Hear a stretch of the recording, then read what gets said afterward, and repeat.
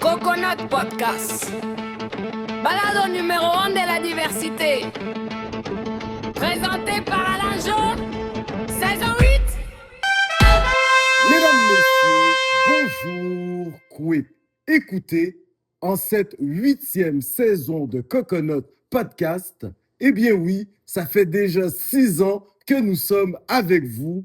Nous recevons un invité de marque. On peut dire qu'on se paie la traite. On reçoit un acteur de changement qui a vraiment contribué au vivre ensemble du Québec. Il s'est vraiment attelé à contribuer, à accompagner et à changer la vie des jeunes de l'Est de Montréal.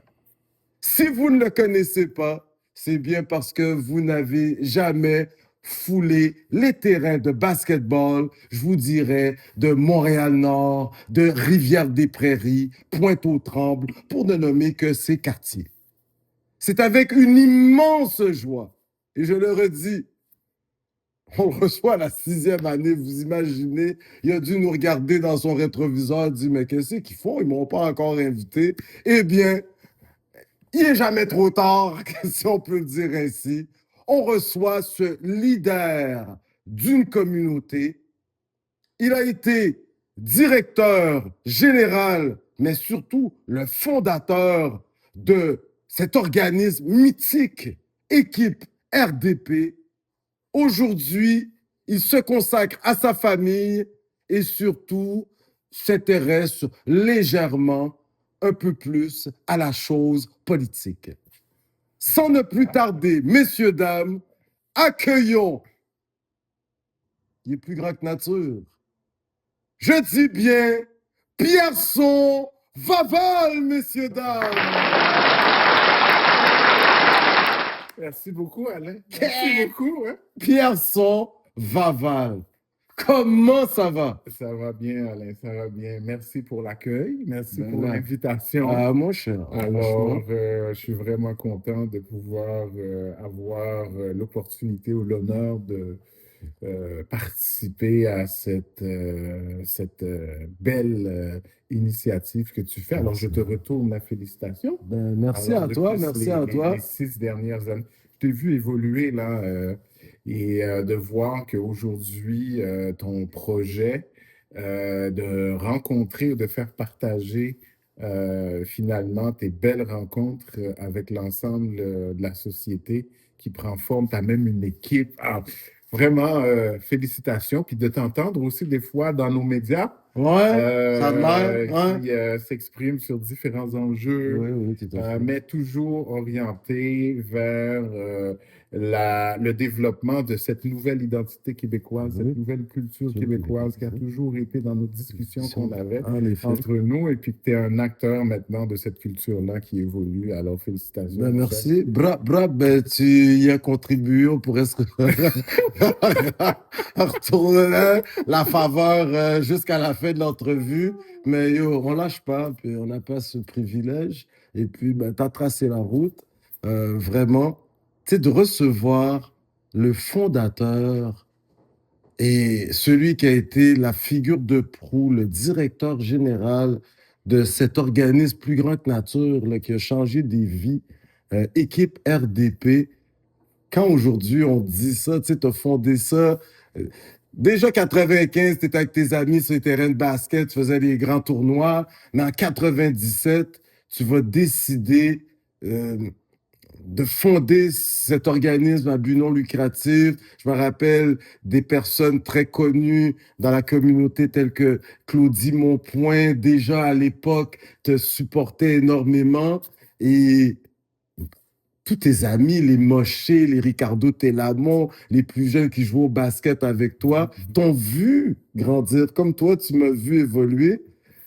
Ça te fait quoi quand on te dit « Hey, Pierson, tu as fondé un organisme qui est plus grand que nature aujourd'hui, qui continue même après que tu aies décidé de passer à autre chose. On en parlera tout à l'heure.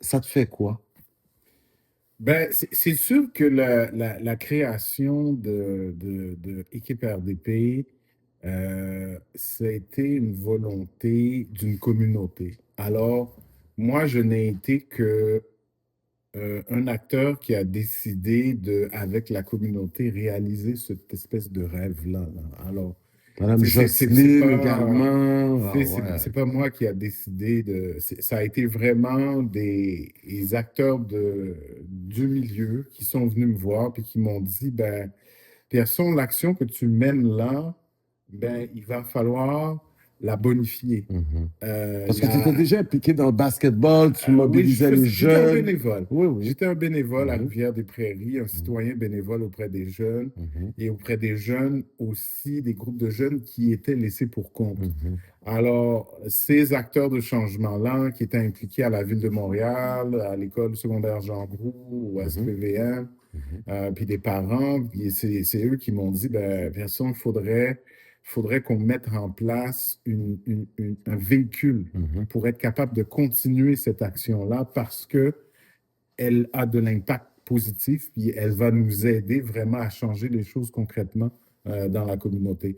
Alors, parce que moi, j'étais un jeune là, qui habitait le secteur, je ne connaissais rien du communautaire, et puis Mhm, la seule mhm. chose que je leur ai demandé, c'était, ben, je ne veux pas faire ça tout seul. Il va falloir que Ouais, ouais. vous m'accompagniez dans le processus. Mhm. Alors, je vous dis, les as se sont alignés. Dieu a fait les choses pour que ce soit des gens vraiment qui sont venus m'accompagner, me supporter, mais beaucoup dans une approche de soutien. Oui, oui, oui. Alors, j'ai été vraiment privilégié par rapport à ça. Donc, Ils ont formé la jeunesse en quelque sorte parce que tu étais un jeune à cette voilà, époque-là, voilà. puis ils t'ont un peu remis Exact, le témoin, tu sais, exact. un 4 fois 100 mètres. Mais je vous dirais, je te dirais pardon. Non, ben, écoute, Euh, hein, sur les ondes de que, Radio Cannes, on se vous voit, hein, tu sais. c'est ça, mais je te dirais que je n'étais pas prêt Mhm. bénéficier ou à faire l'objet d'une telle attention et d'une telle confiance de Ah, ces acteurs-là. ah, ah. Parce que de te donner accès aux ressources de la Mhm, communauté, mhm, toi en tant que bénévole, toi en tant que personne citoyen qui mhm, veut engager, te permettre de rentrer dans les écoles, mhm. Ah, de permettre de rentrer dans des installations, mhm. par exemple, de la municipalité, puis d'être capable d'organiser des choses avec des jeunes qui étaient perçus comme euh, difficiles, Ah, ouais, ouais, même voire dangereux. ouais. Délinquant. Exactement. D'avoir bénéficié à un moment donné, je me souvenais, j'étais à l'Agora de l'école secondaire Jean Groux et puis j'avais besoin de conseils pour décider d'orientation de Mhm. certains programmes. Et là, je lance la question à un des acteurs qui était impliqué dans le développement de l'équipe RDP. Il m'a dit, Pierson, c'est toi qui décides. C'est toi. C'est toi le boss. Ah, ouais. Et là, j'étais un petit peu décontenancé, Mhm. mais ça m'a permis aussi de comprendre que ce mouvement-là, qui était équipe RDP, n'allait avoir de l'impact que si il était piloté et orienté et même organisé jusqu'à un certain point par un leadership qui est issu de la communauté. Ça, c'est vrai. Tu sais, parce que juste à penser de même, là, des McLean, pour ne nommer que ceux-ci, des jeunes, que toi-même, tu as fait un peu le même processus que Madame Jocelyne, entre autres, les Claudie, en tout cas les noms que je me rappelle, avaient fait avec toi. Tu vas leur passer un témoin, ou du moins tu vas leur faire confiance afin qu'ils animent différentes activités, ateliers. Est-ce que tu en es fier de ça, d'avoir également su faire confiance Même, aux plus jeunes, sans expérience des fois? honnêtement, je pense que c'est la réalisation de ma vie.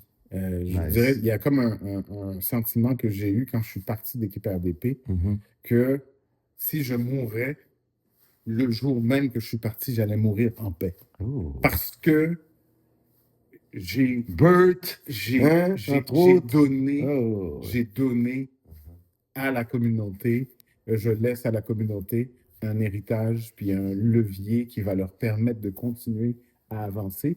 Mais surtout, ce que je viens de t'expliquer, là, Mhm. qu'est-ce qui s'est passé au Mhm. début d'équipe Mhm. RDP, ça m'a permis de comprendre comment être capable d'engager et susciter l'engagement de jeunes et de citoyens dans la communauté auxquels qu'on fait ressentir qu'ils n'ont pas leur place. C'est fou, ça. Intéressant. Alors, pendant toutes ces années que j'ai travaillé à développer le programme d'équipe RDP, c'était au centre de mes objectifs que j'avais et je suis content d'être capable d'affirmer qu'on a réussi à le faire parce qu'aujourd'hui, ben, c'est une autre génération Mhm. qui s'occupe de faire avancer et c'est à elle maintenant de Ouais, mais continuer c'est à ça. pousser, de faire exister cette... La parité, c'est important. La représentation de la gente féminine. Aujourd'hui, on sait qu'à Équipe RDP, selon les recherches de Coconut Podcast et de ce qu'on voit sur les réseaux sociaux, bien, c'est une femme qui est à la tête comme directrice générale. Mhm. T'en es fier d'avoir pu passer le flambeau. Des fois, elles sont victimes de double discrimination, l'intersectionnalité. Elles Mhm. sont femmes, Mhm. elles sont mises de côté, en plus issues des communautés culturelles, communautés noires, encore plus difficiles. Est-ce que c'est également, tu sens que c'est un accomplissement là, quand même? Regarde, à chaque étape du développement d'équipe RDP, j'ai rencontré des jeunes extraordinaires, Yeah. dont tu as fait partie. Oui. Et ce qui était important pour moi, les jeunes, à chaque fois qu'ils me regardaient, c'était genre, ah, Pierson, peux-tu... Je voyais dans leurs yeux des rêves de développer toutes sortes de choses. Il y en a que c'était au niveau culturel, il y en a que c'était au niveau sportif, il y en a que c'était au niveau communautaire, il y en a que c'était au niveau politique. Ça a été une bénédiction pour moi. J'ai été en contact avec plein de jeunes qui avaient des idées, qui avaient une perspective, qui étaient motivés et ils venaient me voir pour essayer d'avoir ma perspective sur quelle devrait être la prochaine étape pour eux pour avancer dans leur projet. Et une des choses que j'avais eu comme rencontre, souvent, c'était des jeunes qui avaient envie de s'engager dans la communauté au niveau communautaire. Et j'ai découvert toutes sortes de jeunes qui avaient toutes sortes d'intérêts. Il y en a qui étaient intéressés par tout ce qui se faisait au niveau scolaire. Il y en a qui étaient intéressés par tout ce qui se faisait au niveau sportif. Il y en a qui étaient intéressés par tout ce qui se faisait au niveau policier. Il y en a qui étaient intéressés par ce qui se faisait au niveau politique. Alors, toute la mécanique de comment qu'on doit s'assurer de travailler sur ces différents aspects-là pour faire une initiative ou un mouvement comme Équipe RDP aller de l'avant. Et aujourd'hui, de voir ces jeunes-là impliqués à la direction, impliqués comme coordonnateurs, impliqués comme intervenants, équipés comme entraîneurs, ainsi de suite. Alors pour moi, c'est comme dire que, Pierson, tu as pu présenter ou exposer ces jeunes-là à ces possibilités-là qu'ils ont saisi les opportunités qui étaient devant eux, puis des leviers qui allaient être intéressants pour eux, mais qui allaient aussi avoir un impact direct sur la communauté. Mais la chose que je suis le plus fier, c'est que j'ai contribué à rendre intéressant l'engagement pour ces jeunes-là. Et ça, humblement, parce que quand j'ai commencé, on avait toujours des discours, même dans la communauté, « Ah non, c'est des ingrats. » Je me souviens quand je commençais, là, ces jeunes-là, ils sont ci, ces jeunes-là, ils sont ça. Des discours d'adultes, « Ah, faites pas confiance aux Haïtiens, les Haïtiens vont trahir, puis tout ça. » Et puis moi, essayer de dire, regarde, on va travailler à développer une nouvelle génération de jeunes qui vont être capables de se mettre ensemble, puis de créer des choses, puis de les faire perpétuer, tout ça. Alors, vraiment, de rendre l'engagement quelque chose qui est interpellant ou attractif pour nos jeunes d'aujourd'hui, ça, je suis fier de ça. De rendre les activités attractives, mais il fallait les développer, ces initiatives, ces activités. J'ai eu la chance d'être témoin de l'œuvre qui est la tienne.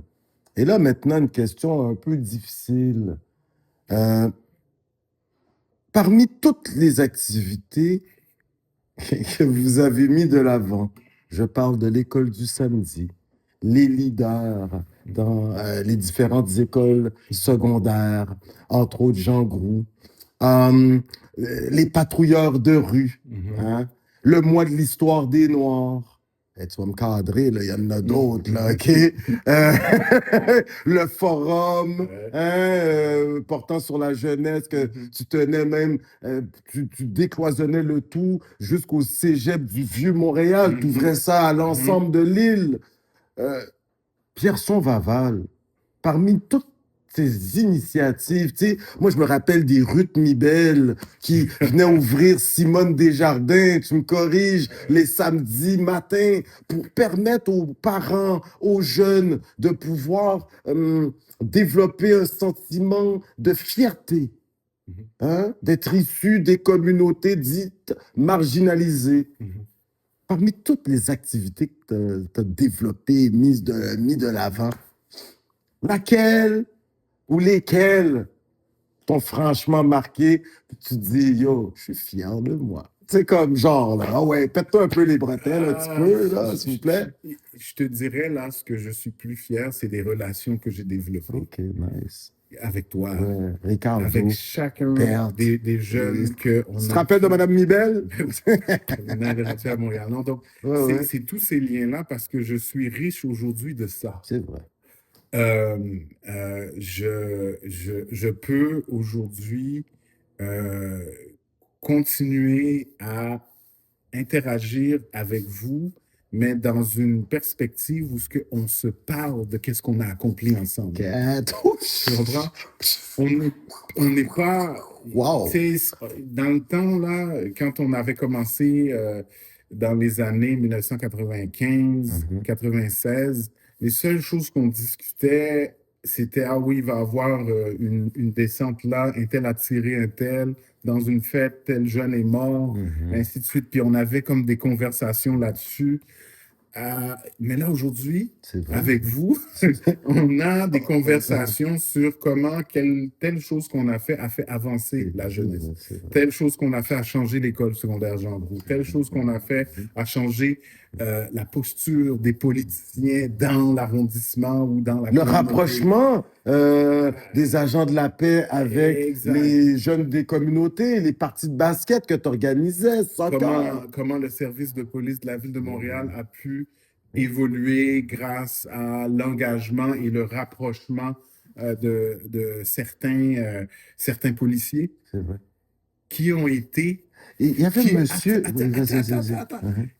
Comment certains policiers ont été transformés par le contact avec vous. C'est vrai. Les Puis je patrouilleurs leur de rue, là, expliquais c'est incroyable. comment ça. moi, j'étais privilégié de connaître ces jeunes-là qui ont du talent, qui sont tellement intelligents et créatifs. Et pour moi, à travers l'exercice qu'on a fait d'équipe RDP, ça a été de rapprocher tout ce monde-là, de vous rendre accessible à ces gens-là. Parce qu'au début, C'est ils vrai. avaient tous peur de vous. C'est vrai. Ils avaient tous des craintes, ainsi de suite. Alors, à partir de là, quand ils ont pu être en interaction et que toutes les barrières sont tombées, mais je vous dis, certains d'entre eux, vous étiez plus proches d'eux que leur propre famille. OK? Et ça a changé tellement de choses concrètement dans la communauté. Et c'est une expérience ou c'est une espèce d'école pour moi que je pense qu'aujourd'hui, ces jeunes-là, avec l'héritage qu'ils ont, ben, c'est leur devoir de perpétuer ça, d'y aller plus loin, puis de mettre dans l'esprit de la société que c'est possible. Ben, c'est ça qui est intéressant. Écoute, tu as eu des employés, mais écoute, d'anciens joueurs de la CFL, des touche-à-tout comme Joseph, moi-même. Mais tu as eu, moi je me rappelle d'une employée dévouée à l'œuvre que tu tentais de mettre sur pied, Madame Alexandra. Aujourd'hui, qui habite, je pense, un peu vers la Beauce, là, elle est rendue en région, là, au Québec.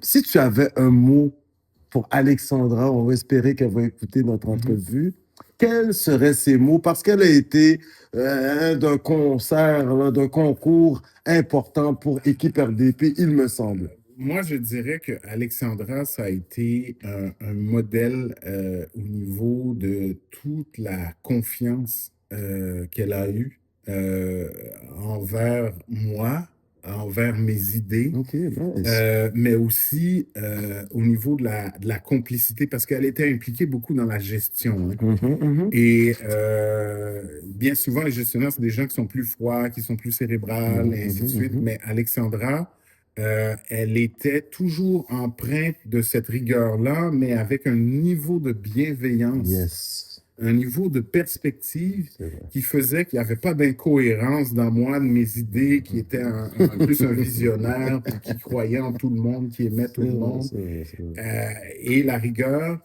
mais sans perdre cette espèce de bienveillance. Donc, moi, je la remercie du fond du cœur. Mais Alexandra, c'est quelqu'un que je connaissais depuis très longtemps. Hein.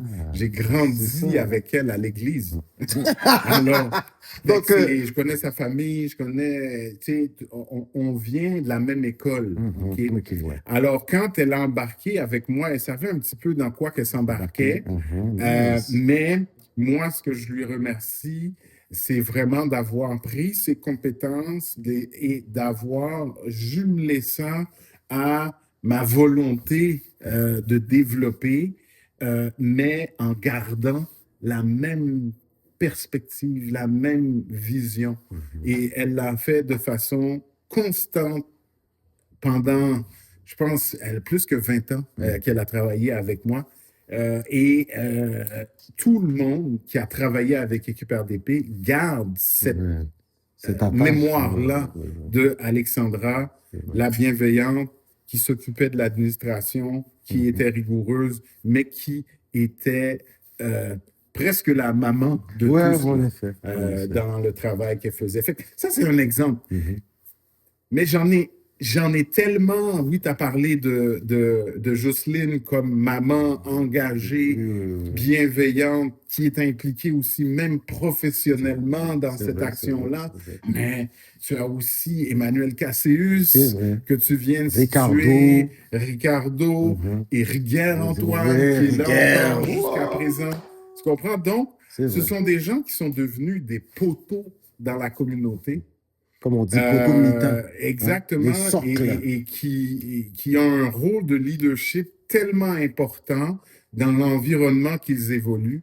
Et moi, je suis juste heureux puis privilégié d'avoir eu la chance d'avoir un parcours qui les a croisés pendant un moment dans leur vie et qu'on ait pu avoir la chance de faire qu'est-ce qu'on a fait ensemble et d'avoir vraiment fait avancer concrètement les choses pour la communauté.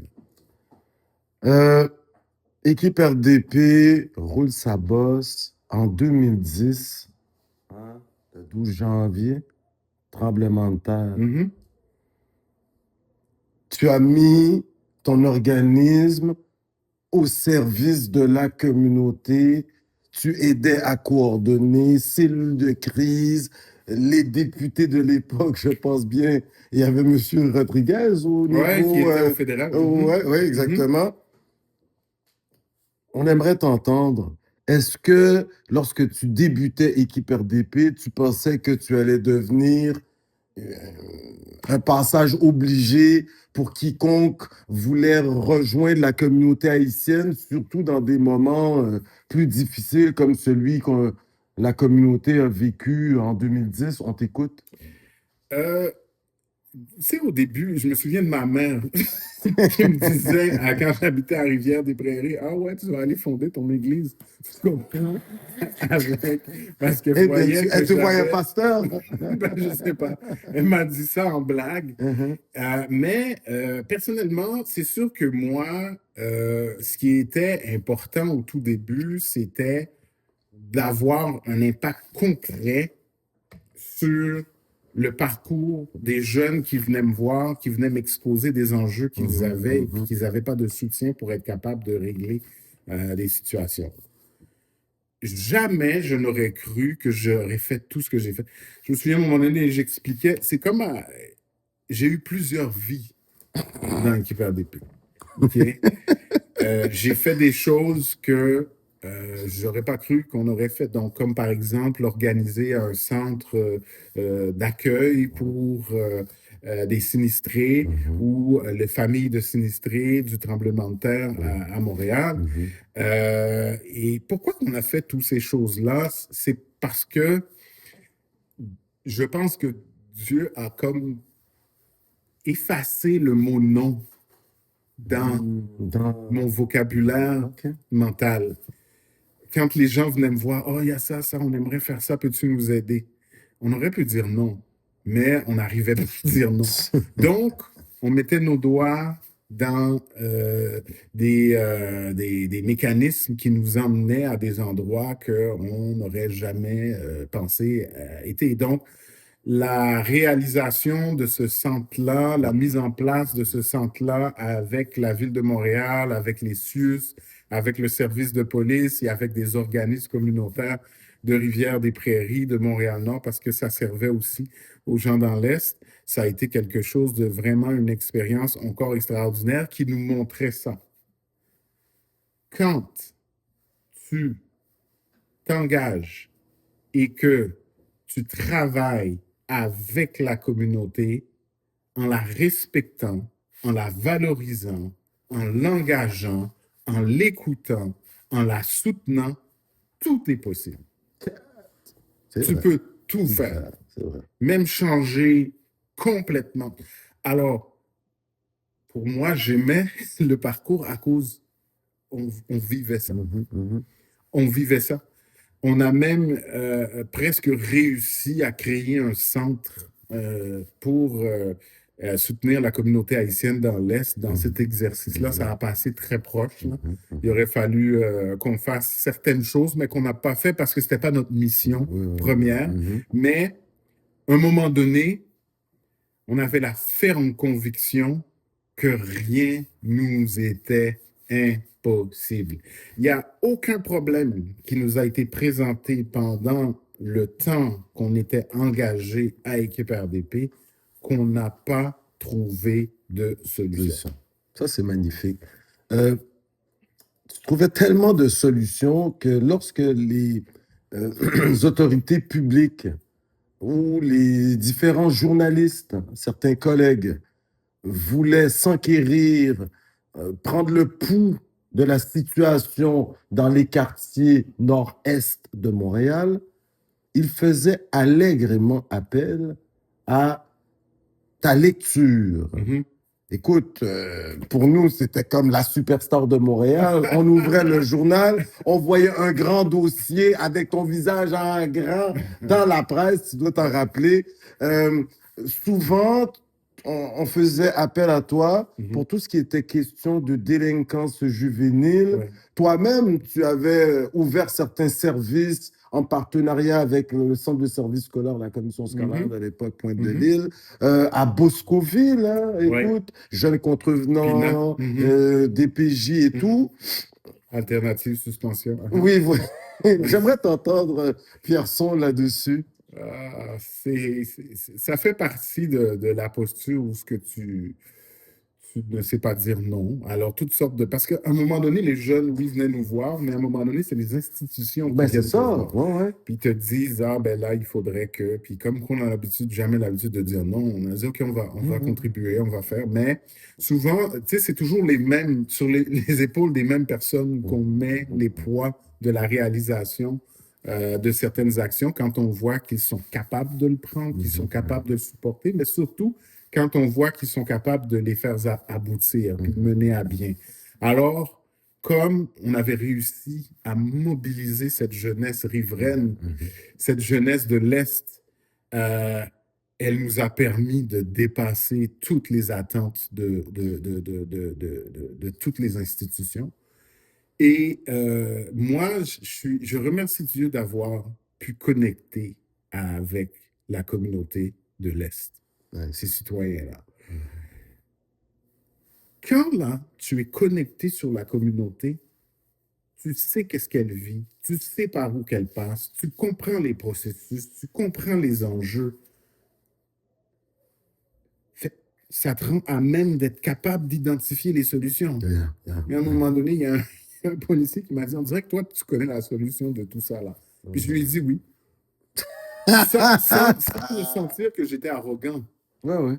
C'est parce qu'on est impliqué réellement dans les problèmes et on les voit. Et je ne crois pas que dans notre société, dans le monde complexe qu'on est aujourd'hui, qu'il y a des problèmes qui sont réellement insolubles. Intéressant.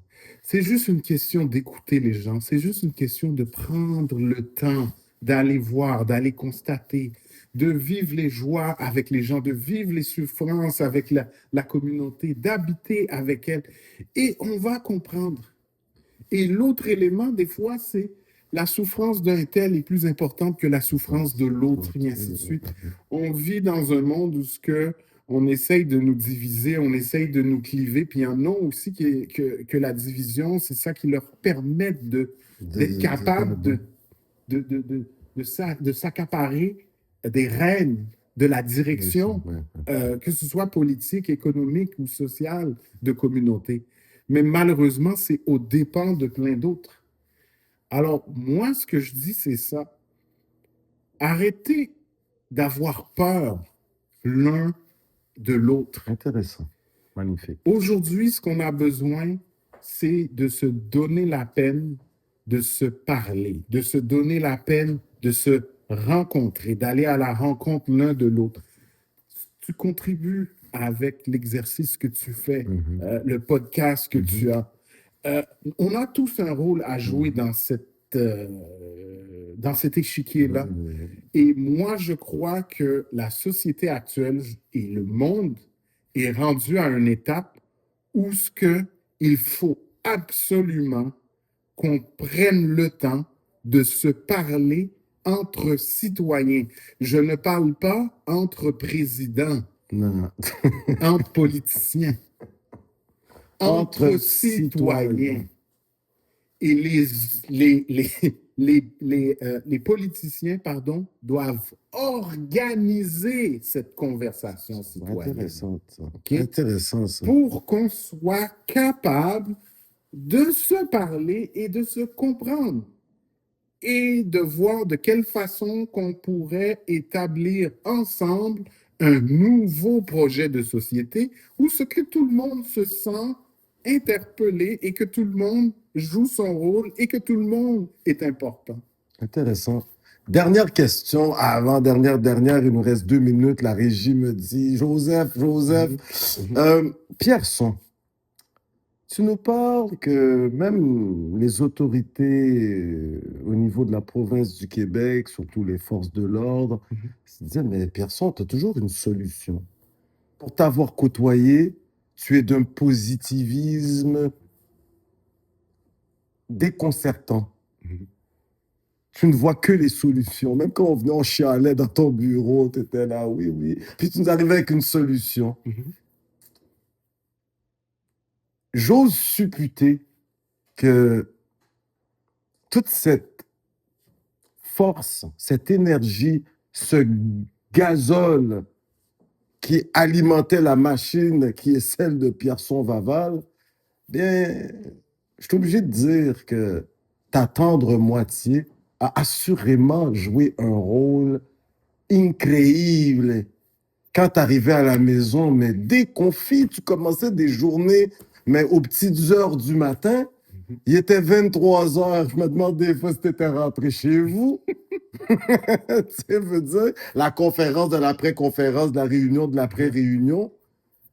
J'aimerais que tu aies quelques mots pour celle que je vais appeler effectivement Madame Vaval. Madame Vaval.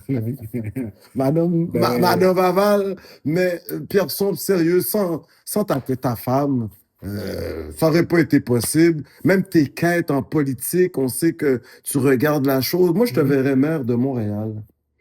Merci. Ouais, non, mais je pense que Merci. oui. Après, c'est Regardez, aussi Soraya, on- Madame la mairesse Soraya, je pense que Pierson Laval est un peu dans l'implication de longue haleine, comme notre mairesse à Montréal. Exact, Mais exact. j'aimerais que tu aies des mots pour ta dulcinée qui t'a accompagné depuis les tout débuts, là. Ah oui, Pierson, la parole est Ben, à toi. j'ai rencontré Catherine Ouais. dans mon engagement à Rivière-des-Prairies. Mhm. Je pense que ça, c'est un cadeau de Rivière-des-Prairies, OK, à moi. Mhm. Tu sais, elle a grandi, vécu à Rivière-des-Prairies. Mhm. Ses parents sont à Rivière-des-Prairies. Mhm. Fait que c'est une vraie Yeah. Rivieraine québécoise. Mhm. Et une vraie Québécoise, là. Une Ah. Québécoise qui ne s'ignore pas Mhm. et qui est très affirmée et qui m'a donné 4 enfants. C'est Et magnifique, puis, ça. les enfants qui ont grandi avec nous dans cet engagement-là. Mhm. Les gens qui connaissent Catherine, Mhm. Ah ouais. ils savent que c'est quelqu'un qui est plus attentionné que moi, qui est plus gentil que moi, que c'est quelqu'un qui a plus de patience que moi, que c'est quelqu'un qui est encore plus positif que moi, ainsi de suite. Donc, c'est quelqu'un qui m'a inspiré, c'est quelqu'un qui m'a alimenté, c'est quelqu'un qui m'a challengé, c'est quelqu'un qui m'a vraiment accompagné Mhm. de façon divine, je dirais, dans ce que je suis devenu. C'est quelqu'un, je l'ai déjà dit, puis je vais le redire, elle m'aime parce que, pour ce que je suis, pas pour ce que je suis devenu. Yes. OK?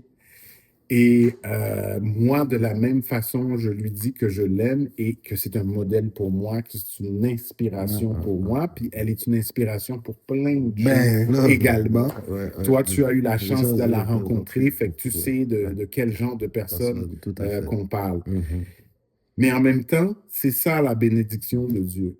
Quand tu es appelé à faire certaines choses, Dieu va mettre des choses, des choses, mais aussi des contextes, des situations pour te former. Mais l'affaire la plus importante, c'est qu'il va mettre des gens alentour de toi, Yeah. exceptionnels. Yeah. Et moi, j'ai eu la chance de l'avoir engagé vraiment auprès de moi, personnellement, à partager des objectifs, des visions, des orientations. Quand je suis parti de Rivière-des-Prairies, il y a des gens qui étaient consolés parce qu'elle restait. Ouais, Fait que c'était comme ma présence qui ouais, reste encore dans la communauté. Tout à fait. Et je vous dis, c'est ça. OK? Oui, C'est ça. Alors, on se parle, on continue à se parler de Rivière-des-Prairies, on continue à se parler de l'Est de Montréal, on continue à comploter pour La mairie de Montréal! On continue à comploter pour Rivière-des-Prairies, pour l'Est de Montréal, à faire qu'est-ce qu'on peut. Oui. Je suis vraiment, vraiment, en tout cas, je remercie Dieu d'avoir mis quelqu'un d'aussi inspirant puis d'extraordinaire dans ma vie pour me permettre d'être ce que je suis et de continuer à vivre ce que je vis, cette belle expérience-là, dans ce parcours-là, dans cette vie avec des gens aussi extraordinaires. Mais je suis content de vous avoir. Je suis content de t'avoir, mon cher. Je suis content d'avoir. Mais t'as travaillé pour aussi. C'est Y extraordinaire. a-tu un de tes enfants qui est dans tes pas, là, un peu, là, le prochain Luther King là, du Québec? J'en ai un qui est un intellectuel, j'en ai un autre qui veut devenir pompier. Des fois, je le vois policier. J'en ai une qui est en travail social. Y a-tu un qui joue au basket? Ça a l'air que t'es un bon joueur aussi, là. Tu sais, non? Les enfants, il faut accepter que, en dehors qu'ils vont être stimulés par ce que tu leur proposes, ils vont te regarder. Mais une chose que j'ai appris aussi dans mon parcours, c'est que les enfants, il faut qu'ils soient ce qu'ils veulent être. OK? Et puis, à un moment donné, le parent doit accepter que son enfant ne sera pas comme lui. Est-ce que ça a été dur pour toi, ça, à un moment donné? Non, parce que j'ai vu les dommages de ça à travers mon engagement auprès des jeunes. Quand j'avais des parents qui voulaient imposer des modèles de réussite ou de parcours unique auprès de leurs enfants, puis comment que ça dégénérait, dénaturait des choses. Donc, pour moi, c'était très important de m'assurer que, bon, les enfants, ils viennent avec moi, mais je ne t'oblige pas à faire ce que je fais. Puis je t'oblige pas à aimer le basket comme moi j'aime le basket. Je t'oblige pas. Fait que tu vas faire, tu vas trouver ta voie, tu vas faire ce que tu veux, puis qu'on va t'appuyer dans ce que tu es. Je vois une de mes enfants, ma plus grande fille, qui aime ça, la question de l'implication sociale, qui est en travail social à Marie-Victorin. Et c'est une fille qui est très éloquente. Elle a une La pomme n'est pas tombée trop loin de l'arbre. Exact, au niveau des communications. Fait que peut-être, je ne sais pas. Mais ce qui est important, c'est que nos enfants soient heureux. Pierson. Bien. Moi, je te dis la mairie de Montréal, oui, Pierson.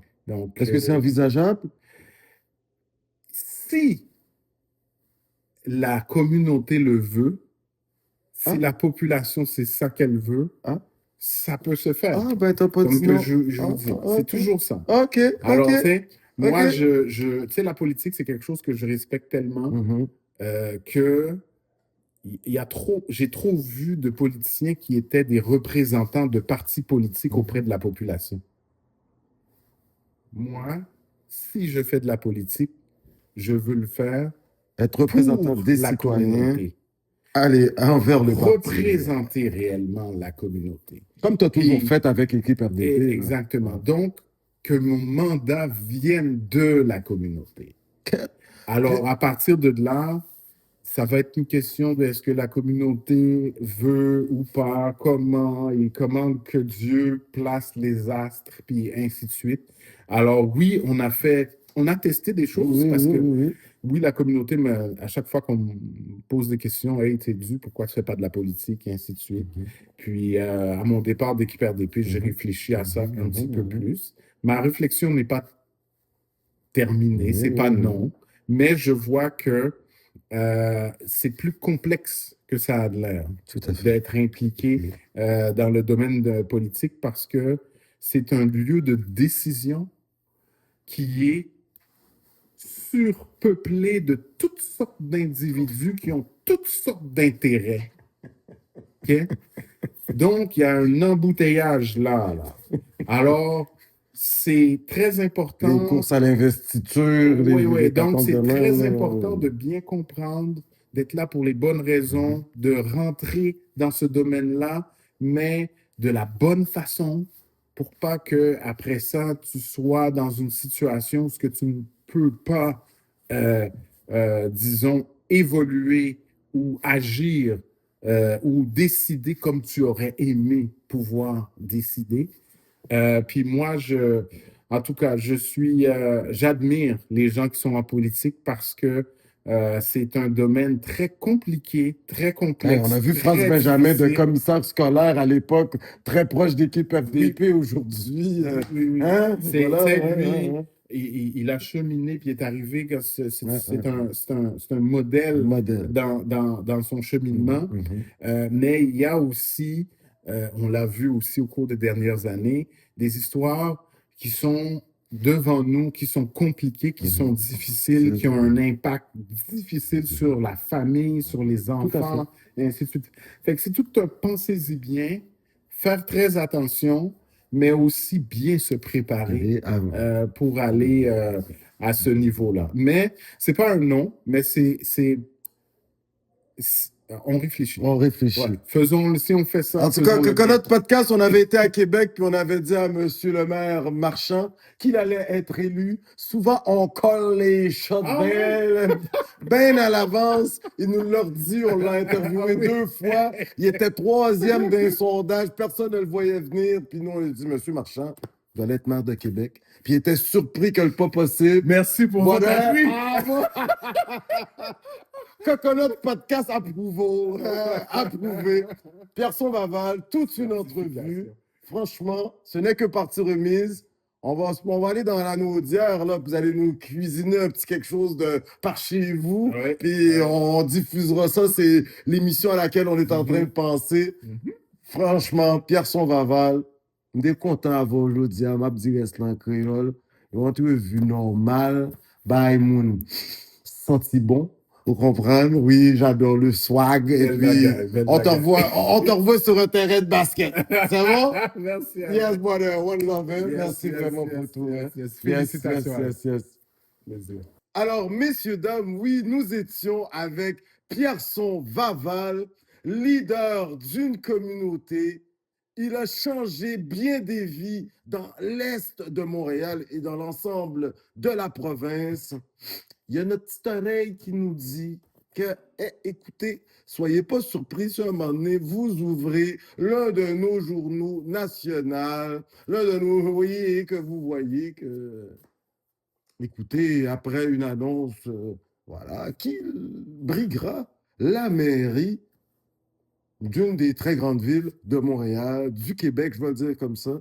Messieurs, dames, Pierson Vaval, fondateur, directeur général d'équipe RDP pendant au moins 3 décennies. Ça ne te rajeunit pas, mais non plus.